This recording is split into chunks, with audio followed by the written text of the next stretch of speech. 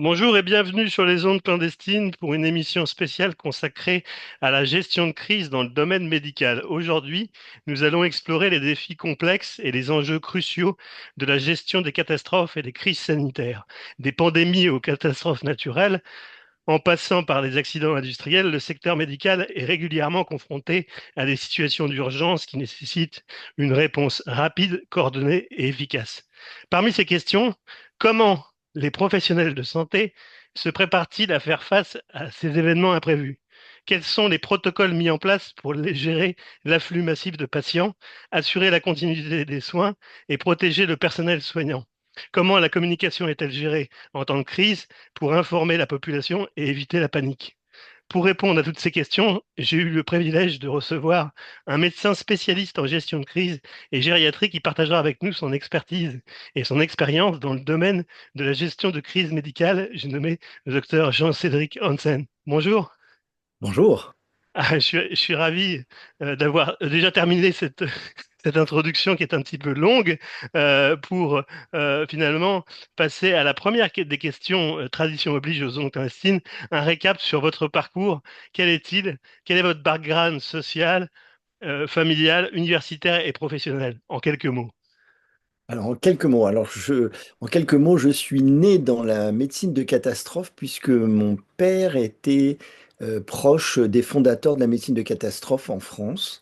Donc, j'ai été biberonné, élevé, et mon père et ma mère travaillaient dans des domaines proches et ont développé des concepts spécifiques. Donc, je suis le continuateur familial, en quelque sorte, d'une tradition Ah oui. qui est née dans les années 80 avec des tas de gens dont certains sont un peu connus, d'autres moins, mais voilà, qui sont dans Il y a une cette... hérédité. Pardon? Il y a une hérédité. Il y a une certaine hérédité, absolument. Très, D'accord. très nettement.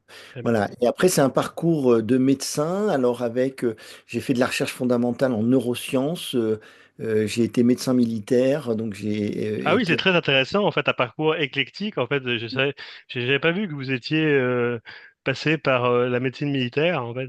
Oui, et j'ai même été à la direction centrale du service de santé des armées, où je me suis occupé de questions de stratégie, d'opérations extérieures et Ah, de prospective. on en a parlé un petit peu en off, ouais, parce que précédemment aux Ondes clandestines, j'avais reçu Nicolas Zeller, en fait, qui est un médecin des forces spéciales Oui. et que vous devez, je pense, connaître Oui, oui, mais un petit alors moi peu je n'étais pas dans la projection en tant que telle, mais j'étais dans la préparation et la préparation. l'anticipation de ces projections. J'étais à l'échelle stratégique. Voilà.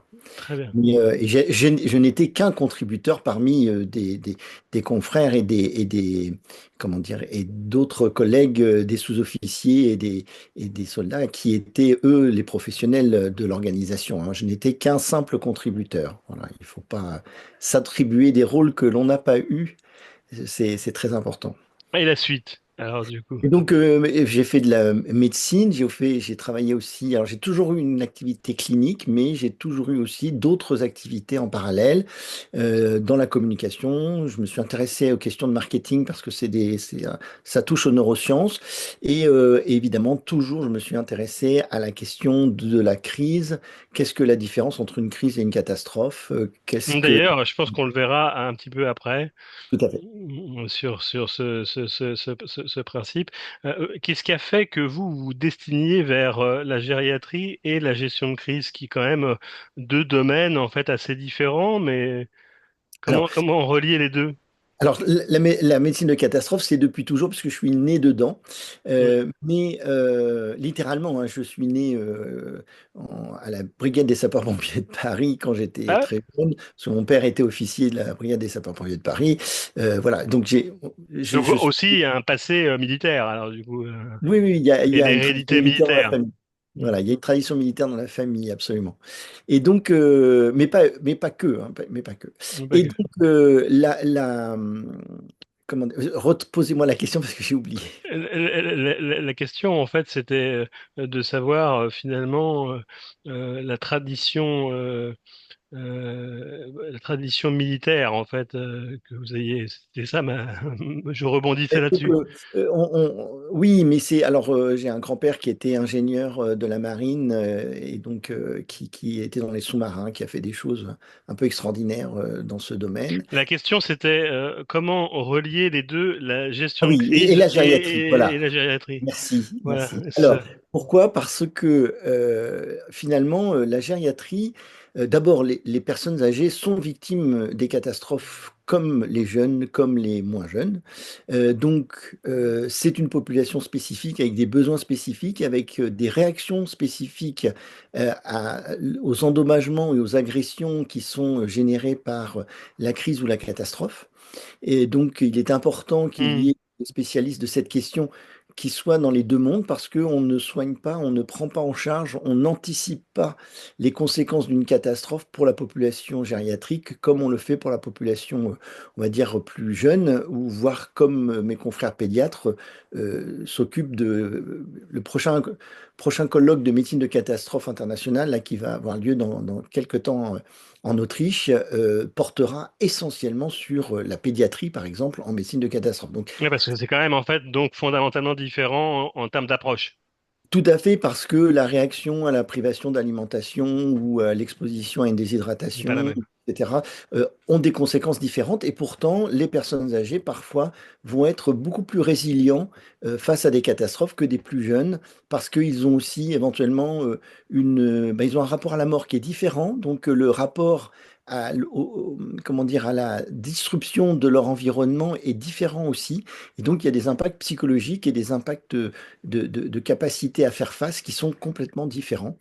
Et donc Et c'est comme ça, par contre, en fait, en effet, j'essaie de recentrer sur la gériatrie et d'essayer de reposer ma question sur comment vous, pourquoi la gériatrie vous a plu par rapport à la gestion de crise? Parce qu'elle était différente, parce qu'elle était...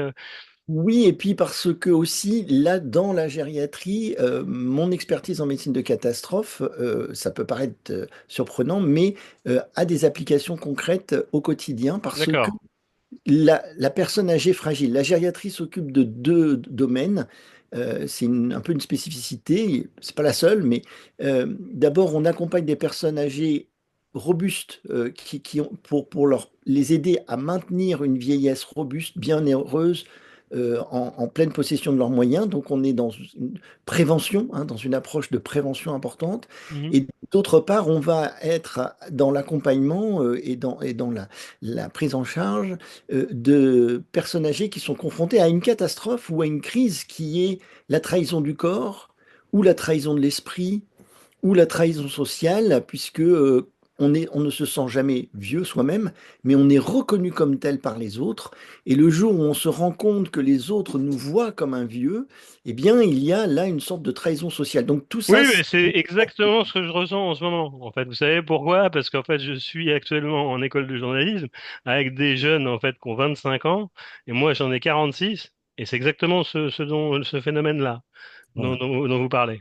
Et Ouais. donc, on est vu à n'importe quel âge. Moi, j'ai des patients qui disent, je ne veux pas être avec ces vieux là-bas. Et là, le patient a 90 ans ou elle a 90 ans et elle désigne des personnes de 70. Et donc, c'est pour montrer à quel point, et c'est vrai, ça, ceux qui travaillent dans le domaine connaissent bien ça. Et donc, le vieux, c'est l'autre, c'est pas moi. Donc, on peut vieillir, mais on n'est jamais vieux. Actuellement, comment vous partagez votre temps alors du coup entre la gestion de crise et la gériatrie? La gériatrie, c'est mon quotidien.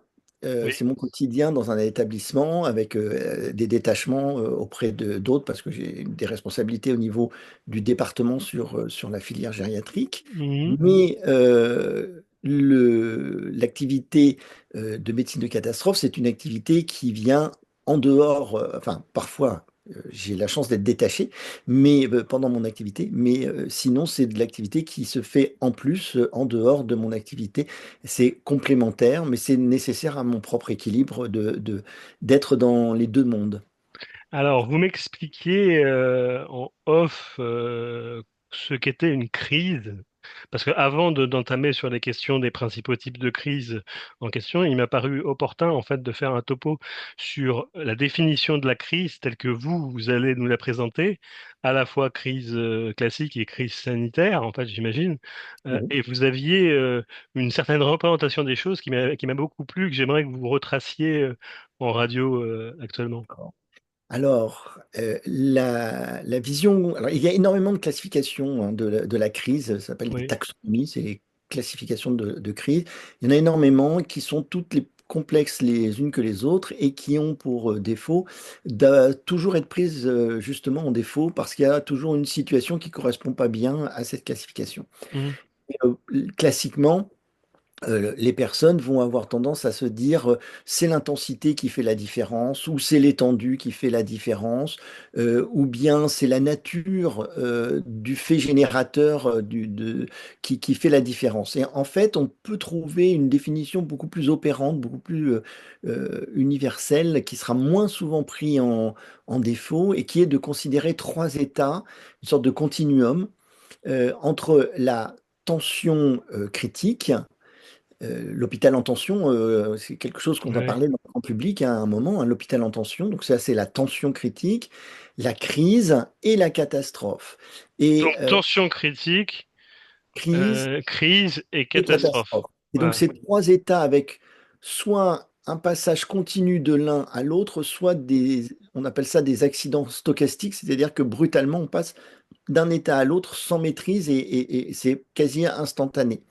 Alors, comment avoir un repère pour, parce que là, c'est très ésotérique, pratiquement ce que je viens de dire. Mhm. Il faut imaginer un cadre. On imagine un cadre, le cadre qu'on veut, de la forme que l'on veut.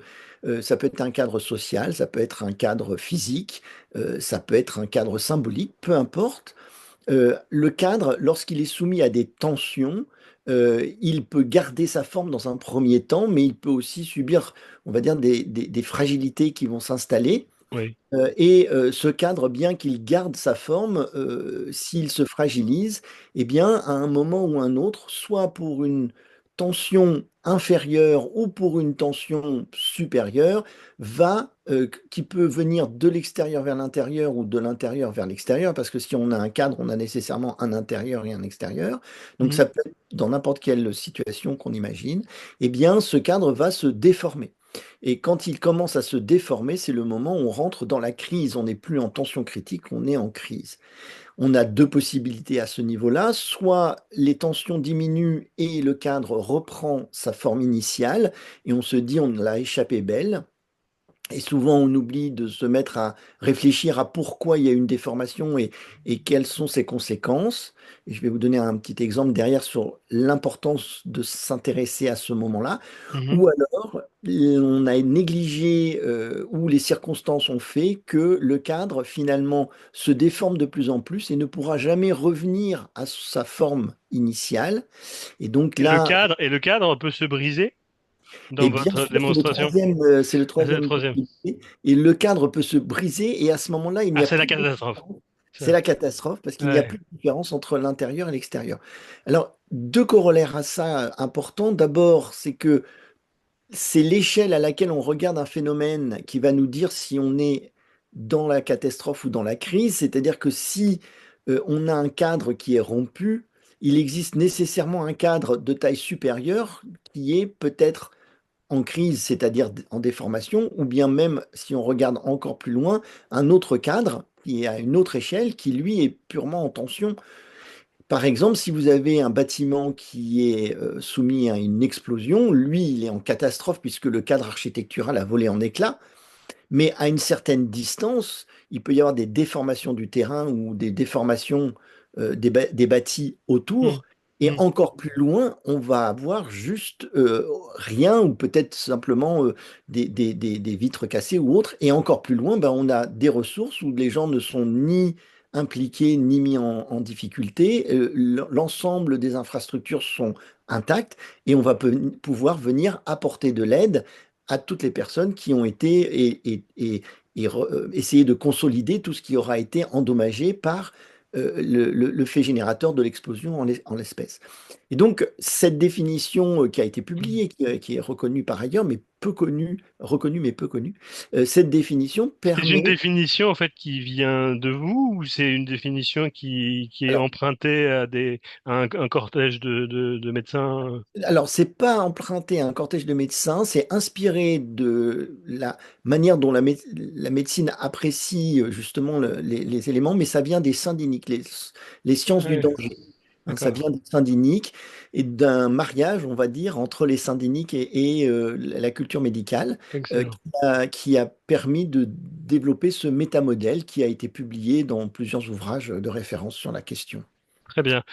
Euh, Bah là, on a bien compris en fait maintenant ce qu'était une crise avec une démonstration limpide de ce qu'est la crise, crise, catastrophe.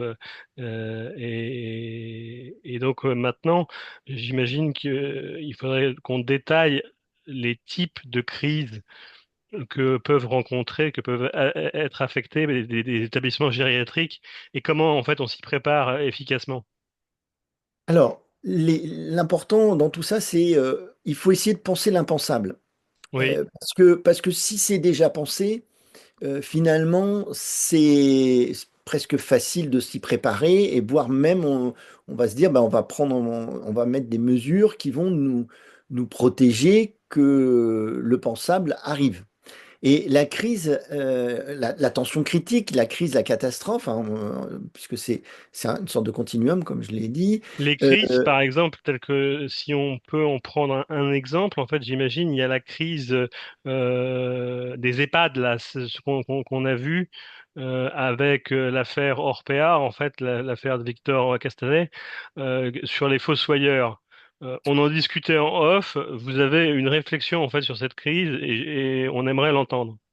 d'accord, mais d'accord.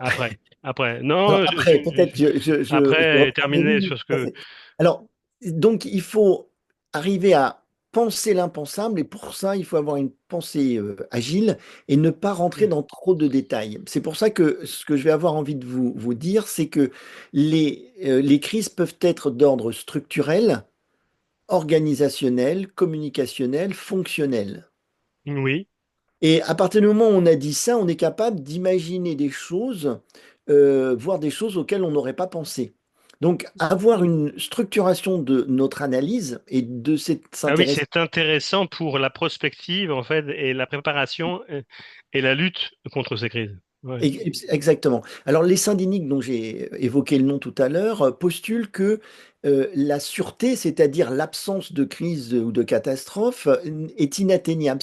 En mathématiques, on dit asymptomatique, c'est-à-dire qu'on peut se rapprocher d'une limite, mais on ne pourra jamais la franchir. Donc, il y aura toujours une part de surprise, de non imaginable, de non imaginé qui va venir nous heurter. Et donc, il faut donc d'une part penser plutôt avec des pensées agiles et globales, c'est-à-dire quand on dit structurel, ben, alors qu'est-ce qui est d'ordre structurel? Ben là, c'est facile de réfléchir à tout ce qui est structurel, et tout ce qui va être structurel ben, est susceptible de subir des endommagements et donc de s'exposer à une déformation du cadre. Donc, vous voyez, Oui, avec un modèle comme ça, à l'opposition de structurel, souvent on oppose conjoncturel, en fait. Est-ce que ça peut avoir aussi des effets sur la gestion de crise? Allô? à la situation qui va créer un fait générateur. Donc c'est en général ce qu'on retient, c'est-à-dire un incendie, une explosion, comment dire, une inondation, voilà, des choses matérielles qui sont des faits générateurs, un mouvement social, hein, ça peut entraîner une rupture du cadre ou le déformer. En tout cas, ça déforme nécessairement le cadre puisque les ressources humaines de l'établissement où il y a une grève vont être déformées puisqu'il y a une partie de la ressource qui disparaît. Donc forcément, il y a une mise en tension, voire une déformation. On est obligé d'adapter le fonctionnel. Donc vous voyez, vous avez un facteur concourant qui est organisationnel, Oui. va entraîner évidemment un problème communicationnel et un problème fonctionnel. Donc même si la structure est restée intacte en l'état, l'hôpital n'a pas changé, par exemple. Mais le cadre des relations sociales et relations professionnelles au sein de l'établissement s'en trouve perturbé, voire rompu.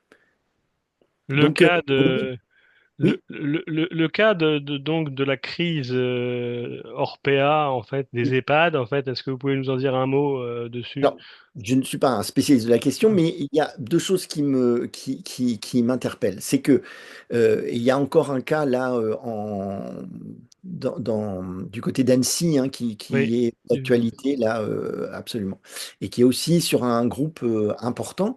Ce qui est surprenant dans cette histoire, et ça relève de l'inconscient collectif ou en tout cas de l'image sociologique de la vieillesse, qui Mm. est une sorte de crise, hein, justement, là, ou la trahison, en quelque sorte. Parce que si un médecin est dysfonctionnant, et malheureusement, nous avons un exemple de médecin dysfonctionnant dans l'actualité avec ce chirurgien pédiatrique qui a fait des choses qui, qui, qui, qui sont très, très déstabilisantes à titre individuel pour un médecin, parce que comment un médecin peut-il s'autoriser et ne pas s'exclure de lui-même puisqu'il peut faire le diagnostic de sa propre déviance. Donc voilà, ça c'est un peu surprenant. Mais en tout Mm. cas, ce médecin ne jette pas l'opprobre sur l'ensemble des médecins. Mes patients, Oui, ce que vous dites, en fait, c'est que finalement, la spécificité d'Orpea et du bouquin, en fait, des Fossoyeurs, focalise sur un élément au détriment des autres, finalement. oui, c'est-à-dire que dans la réaction sociétale face à un dysfonctionnement d'un établissement, c'est que l'ensemble des établissements s'en trouvent endommagés pour le coup, Mm. ils Mm. s'en trouvent endommagés et la perception qu'on en a est déformée. C'est-à-dire que le cadre, si on veut reprendre ça, le cadre que représente un EHPAD, tous les EHPAD vont être suspects de dysfonctionnement, de maltraitance, etc. Or, ça n'est pas parce qu'un établissement ou quelques établissements, y compris d'un groupe privé, sont dysfonctionnants que la totalité des établissements de ce groupe privé sont dysfonctionnants et que la totalité des établissements publics et privés de tout un territoire sont dysfonctionnants. C'est une réaction, alors, Mm. réaction qu'il faut admettre parce qu'elle existe.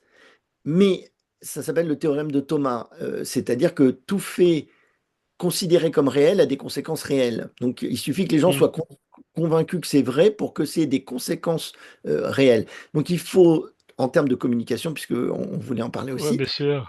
il faut évidemment prendre en compte ces paramètres-là, bien évidemment, mais après, il ne suffit pas de dire nous ne sommes pas tous pareils, il faut arriver à faire diffuser cette information que nous ne sommes pas tous pareils.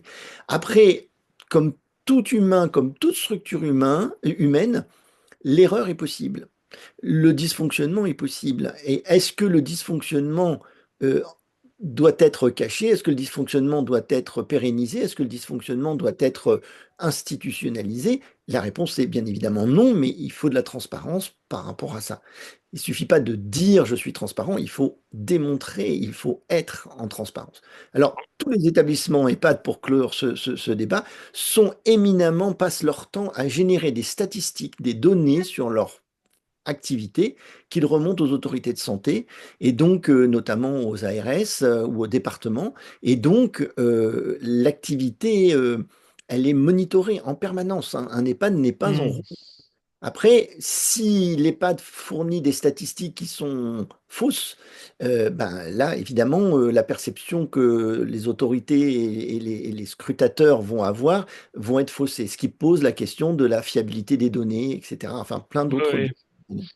qui sortent de Autre exemple en fait de la gestion de crise, le Covid ou la Covid, comment est-ce que finalement la gériatrie en fait est au cœur du débat sur le Covid? En fait, ça a été un élément fondamental, un drame Oui, humain.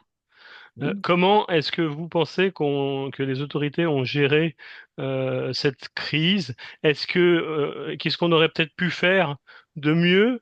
Parce que finalement, moi, à mon sens, si je peux donner en fait juste un avis, je trouve qu'on s'en est pas mal sorti de cette crise.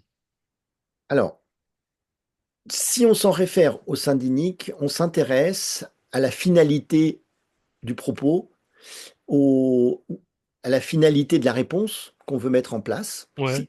Quelle finalité on recherche dans la mise en place. Mm.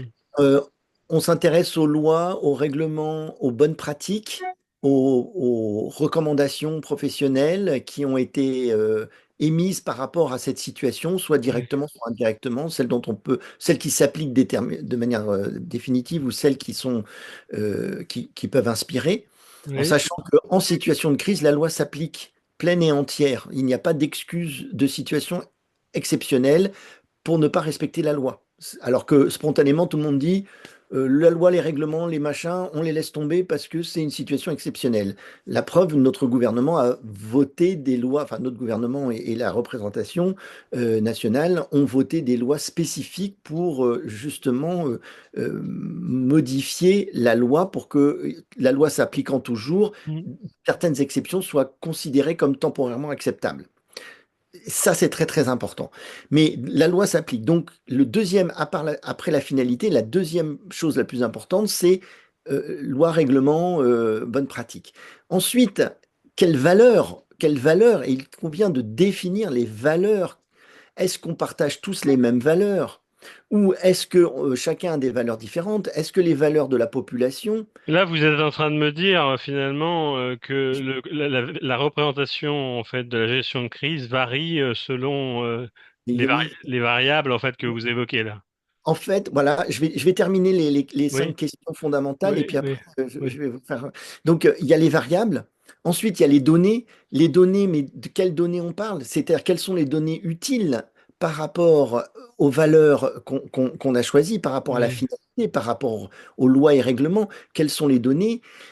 Les données, elles sont-elles précises? Sont-elles fiables, vérifiables? Est-ce qu'elles sont obsolètes ou non obsolètes? Ou quel degré d'obsolescence ont-elles? Parce que ça aussi, Mhm. des fois, on va comparer des données qui n'ont pas le même âge, Portée. la même fiabilité. Donc ça, c'est important à prendre en compte. Et enfin, il y a les modèles interprétatifs des données, parce qu'une donnée, ça ne veut rien dire, c'est l'interprétation qu'on en fait qui donne du sens.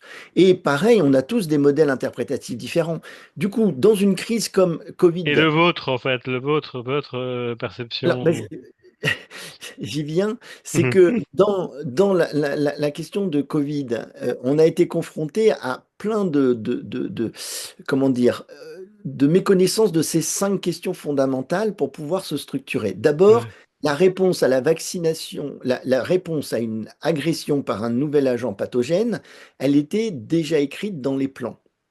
Et elle était très simple et très pleine de bon sens. C'était que dès qu'un vaccin est disponible, on vaccine d'abord le gouvernement. Ensuite, on vaccine les forces de sécurité. Mhm. Ensuite, on vaccine tous les professionnels de soins. D'accord? Et ensuite, et c'est écrit pour tous les plans qui sont Tous les destinés plans de Et gestion de ensuite, crise. le reste de la population. Si vous respectez ce schéma, tout le monde suit. Tout le monde suit la vaccination parce que ça part du haut vers la multitude. Ouais. D'accord. La priorité des priorités, c'est la continuité de l'État. Ça, c'est une finalité et une valeur qui sont claires et qui peuvent être partagées par le plus grand nombre. Mais il faut rappeler ça avant de commencer. Et Mhm. là, on a eu des problématiques, c'est que Il y a eu des on a eu, confusions en fait, il y a ben, eu des oui, dissonances de communication. exactement, parce que les gens enfin, si vous voulez, on a voulu réinventer ce qui existait déjà.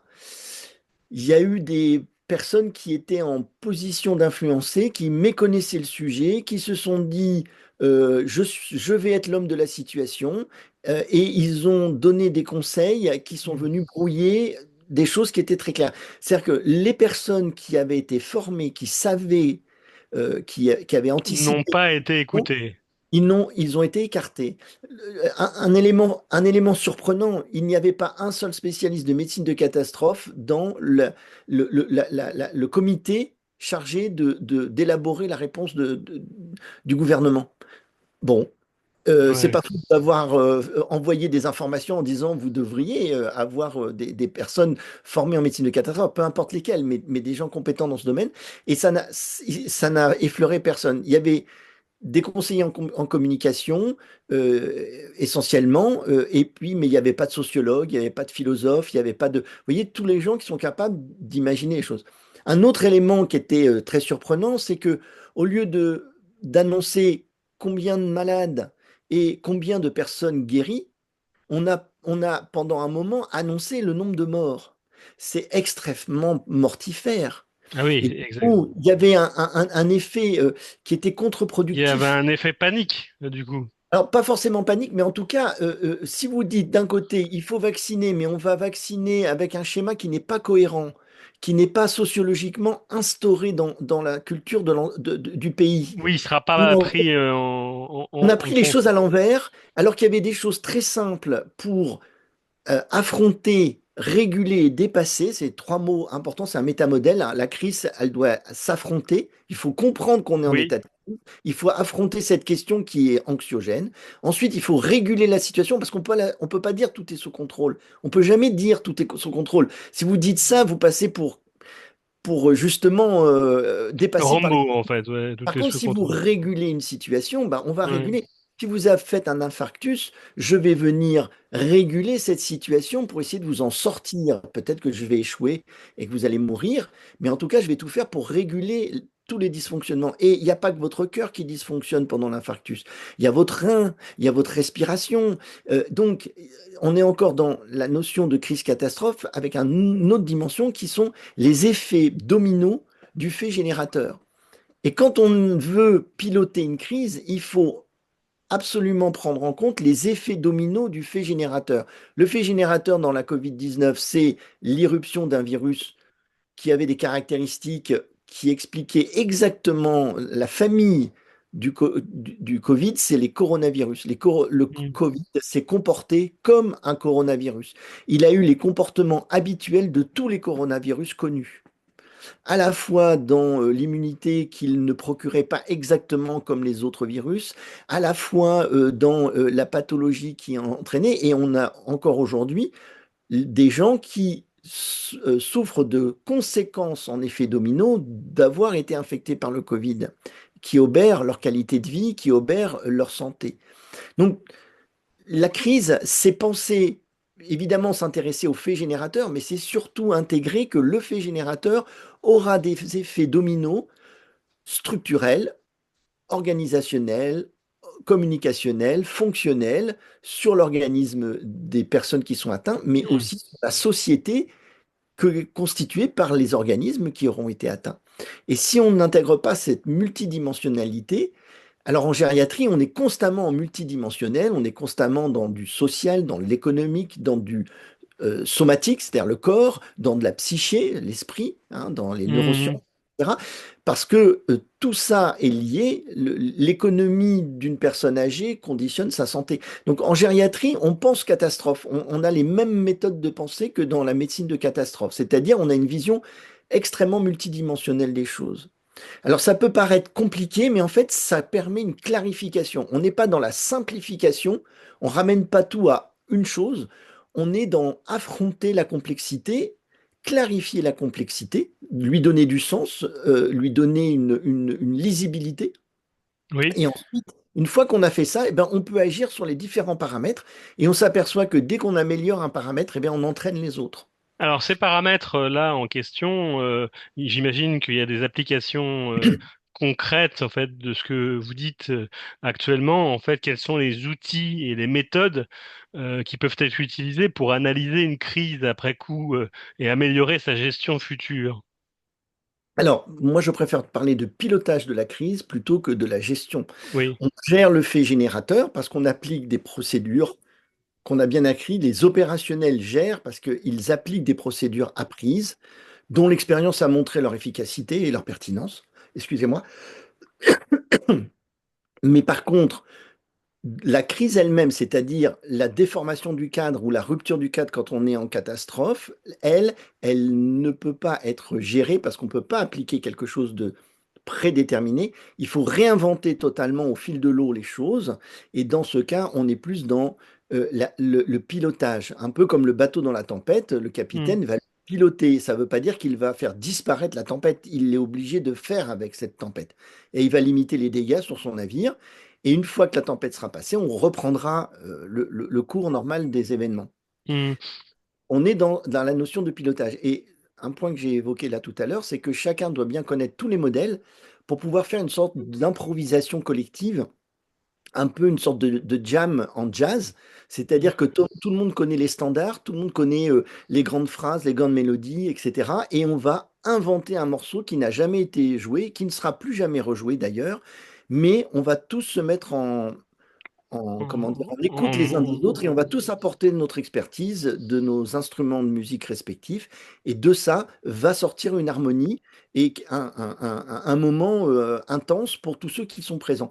Et l'importance dans la catastrophe, c'est pas d'être dans la dramatisation de cette catastrophe, c'est d'être dans le fait que c'est un moment où on peut être tous ensemble dans une finalité, des valeurs communes pour sortir de cette situation. Et d'ailleurs, dans les hôpitaux, toutes les cellules de crise, ça c'est une remontée, un retour d'expérience important, c'est que tous les, même hier après-midi, on en reparlait dans une réunion, euh, les soignants, les administratifs qui étaient habituellement en tension les uns avec les autres ou avec le sentiment d'avoir des finalités différentes, de partager des valeurs différentes qui créent des tensions interpersonnelles et collectives, eh bien, pendant la crise, ils se sont tous regroupés sur un seul objectif, la même finalité, les mêmes valeurs, etc. Et ils ont adoré, c'est vrai, ils ont adoré ce Hmm.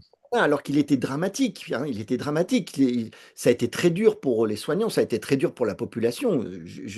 Mais il y a eu un sentiment de collectif efficace. On peut parfois utiliser le terme égrégore, c'est-à-dire qu'il y avait une sorte d'intelligence collective qui a fonctionné et beaucoup de gens sont dans le regret de ce moment-là parce que il, quand on est revenu à l'état antérieur, tous les vieux réflexes se sont réinstallés. Et Ouais. ce qui était gagné pendant la crise, pendant les inventions de la crise catastrophe, eh bien, ça a été perdu après parce qu'ils n'avaient pas pensé qu'ils pourraient les instaurer de manière pérenne. Qu'est-ce que vous pensez de l'intégration justement de ces outils de nouvelles technologies dans le pilotage des crises en gériatrie? Alors, dans la gestion de la crise, c'est très intéressant. Pour le Oui. pilotage, ça l'est beaucoup moins. Pourquoi? Parce que à ce stade, pour ce que j'en comprends, et je ne me définirai pas comme un expert des questions des intelligences artificielles, je dirais juste un point important, un préambule. Le mot artificial intelligence, ça Hmm. veut dire que c'est un recueil de données artificielles, automatisé. D'accord? Parce que c'est intelligence comme dans CIA, Central Intelligence Hmm. Agency. Ça n'est pas l'intelligence au sens cartésien français. C'est l'intelligence plutôt dans le sens intelligence avec l'ennemi. Ça veut dire j'échange des données avec l'ennemi ou je recueille des données sur l'ennemi. Mais ça n'est pas je suis intelligent. Et donc, à ce jour, les- les structures, les machines qui génèrent, les ordinateurs qui génèrent des algorithmes d'intelligence artificielle, c'est une capacité à traiter et à extraire des lignes directrices de masse de données importantes. Mais cette ligne directrice, elle est déterminée par la programmation qu'en aura fait l'humain. Et donc, des présupposés, des biais cognitifs de l'humain. Je vais vous donner, si vous m'autorisez, un exemple. Oui, bien sûr. Une machine, une intelligence artificielle, on a voulu lui apprendre à faire la distinction entre les poules et les canards. On a donc demandé, on a programmé, donc les programmeurs ont programmé l'algorithme qui avait la capacité d'apprendre à faire la différence en lui présentant des photos de canards et de poules. Après, on a demandé à un enseignant, entre guillemets, un- un éducateur de la machine, de lui présenter des photos de canards et de poules sans rien dire au départ, on lui présente comme ça, et au bout d'un moment, on dit à la machine, ça, qu'est-ce que c'est? Et il répond si c'est une poule ou un canard. Comme on constate que à chaque fois, il reconnaît bien la poule du canard, on est content, et à ce moment-là, on lui demande d'aller traiter des tas et des tas de photos au niveau aléatoire. Et qu'est-ce qui ressort? Il ressort que chaque fois qu'il voit une cage, il dit poule. Alors quand il voit une poule, il dit poule, mais quand il voit une cage, il dit poule. Et quand il voit une forêt, un lac, un bosquet, il dit canard. Ah oui. Et qu'est-ce qu'on s'aperçoit? On s'aperçoit que le programmeur, celui qui a éduqué, a pris ce qu'il trouvait comme photo sur Internet et que sur Internet, il y a un biais de Mm. présentation que les algorithmes de Google et autres, je ne cite pas Google pour ni le dénigrer ni en faire la promotion, mais c'est un des plus connus, les algorithmes des moteurs de recherche, pour rester plus neutre, ont des biais eux aussi de sélection. Et Mm. donc, si on leur demande des poules, ils vont sortir des poules qui seront plutôt en cage parce que majoritairement, les gens sont contre les poules en cage. Il n'y a pas de jugement à avoir sur ça. Mais du coup, quand on a présenté les photos, toutes les poules ou quasiment toutes les poules étaient des poules en cage. Et quand Mm. on a montré des canards, c'était des canards en, comment dire, qui étaient comment dire, en plein air. En Et plein donc, air. la machine ne sait pas faire la différence entre un canard et le plein air qui est derrière le canard ou la poule ou la cage.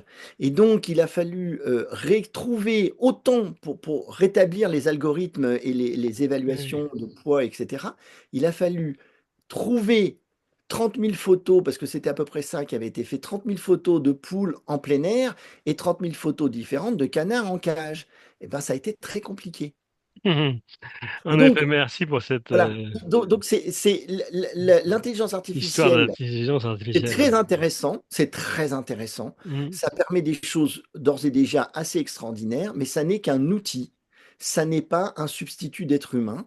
Ça n'a pas de capacité à créer une idée nouvelle. Ça nous ressort la moyenne des idées publiées sur Internet, parce que ça n'a accès que ce qui est accessible par Internet. Donc, ça n'a pas accès à toute la littérature, ça n'a pas accès à toutes les sciences, ça n'a accès que ce qui est sur Internet. Et si on a alimenté avec des données, mais ça ne pourra faire que des comparaisons. À ce stade, je ne sais pas ce que ça donnera demain. Attention, hein, je ne Mm. sais pas Mhm. réquisitoire Non, mais complet. c'était une perception en fait des choses sur Voilà, l'intelligence c'est un outil. artificielle.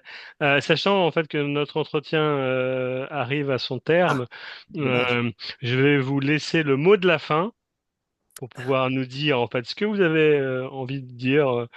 C'est la parole est libre.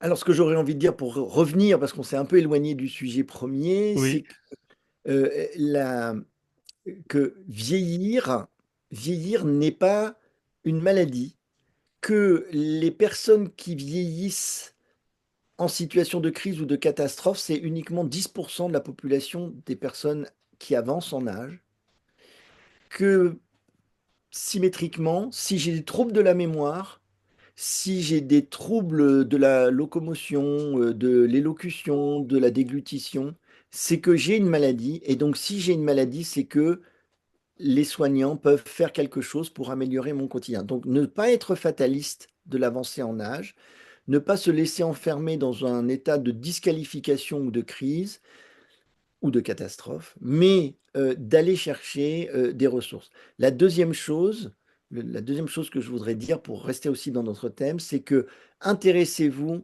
à la catastrophe. La médecine de catastrophe n'est pas réservée aux médecins. En fait, en médecine de catastrophe, les médecins sont accessoires. Médecine de catastrophe, ça implique des avocats, des logisticiens, des techniciens, des communicants, évidemment, bien sûr, mais tous les métiers, parce qu'on est tous impactés, toutes les couches de la société sont impactées en cas de crise ou de catastrophe. Et donc, c'est une compétence de savoir s'adapter à une situation de catastrophe. C'est une compétence à acquérir pour chacun d'entre nous parce qu'on pourra tous être euh, contributeurs de la réponse et donc du retour à la normale ou de l'adaptation à un nouvel état quand la catastrophe sera terminée. Voilà. Merci en tout Et, cas pour vos lumières, docteur. Ça a été un plaisir en fait de vous recevoir et de recevoir presque ces enseignements. La gestion de crise médicale est un vaste sujet qui ne saurait être abordé en quelques 20 minutes.